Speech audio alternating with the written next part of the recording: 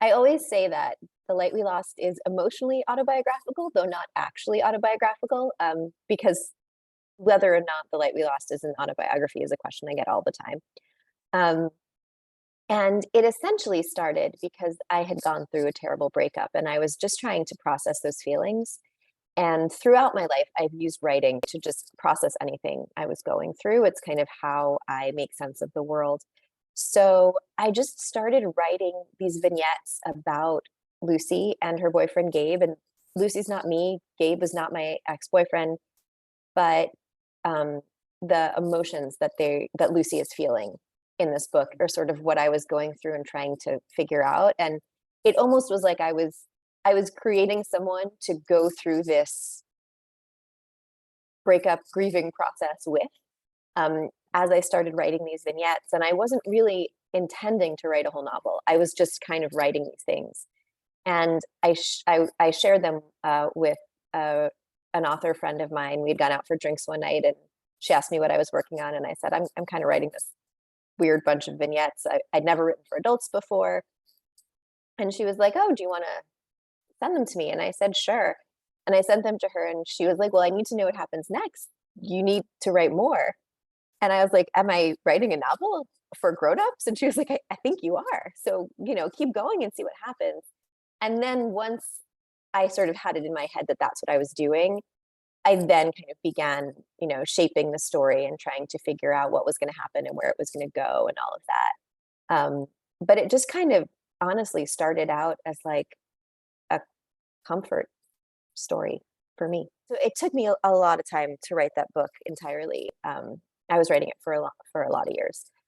So I think I had Lucy at be my age when I was writing the book because I wanted to be able to call back to things in my own life experience. And I knew that if, I'd moved to New York City when I was 18 to go to college and then lived there for a really long time. So I knew if I talked about a bar in, you know, 2005 or another restaurant that was around in 2011 in the book, it would be actually real because it would have been a place that I went to, which I think would have been a little harder for me to do realistically um, in a city I hadn't lived in a decade I hadn't lived there. When I started actually outlining The Light We Lost, I knew that I wanted their timing to always kind of be off, even though they were still in love.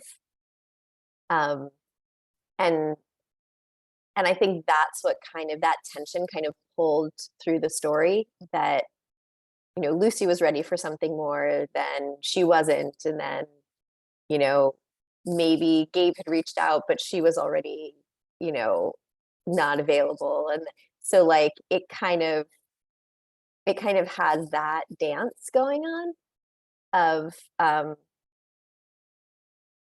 kind of the love between this couple kind of yo-yoing back and forth and stretching and coming back together throughout based on where else they are in their life at that moment in time.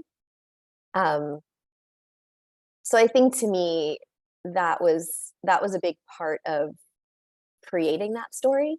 Taking a step back to love stories in general, I think a lot of my love stories have more than one character that the main character could love or does love in the book. And for me, in creating those characters and creating these relationships, I looked at the main character I was creating first and said, what is it about her life experience, about her personality, about who she is, that would make different people feel attractive for different reasons? So, there is something in The Light We Lost that Gabe really feels for Lucy. There's also something that Darren really feels for Lucy. And I think, if you look at my other books too, and in Everything After, um, there's something that Ezra does and there's something that Rob does for Emily. And what is always been interesting to me about love, which I'm sort of realizing as I'm answering this question for you, is that I've there's an idea that love is love and can be there, but you also need the right timing for it to work. So who you are at one moment in time and who you are at another moment in time may not be exactly the same, and the right person may not be the right person at all points in your life for various reasons. And I think that these books kind of explore that. Stars in an Italian Sky. This one did not come early. For a long time, it was just called the Italy book, which obviously was not going to be the real title of the book. And then, trying to remember, I know at one point it was called Villa della Rosa. And at one point,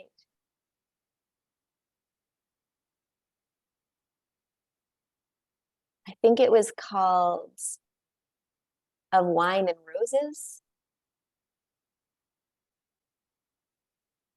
But I think I had a conversation with my editor, and she was like, let's try and figure out something that feels kind of sweeping, that really brings in the feeling of Italy.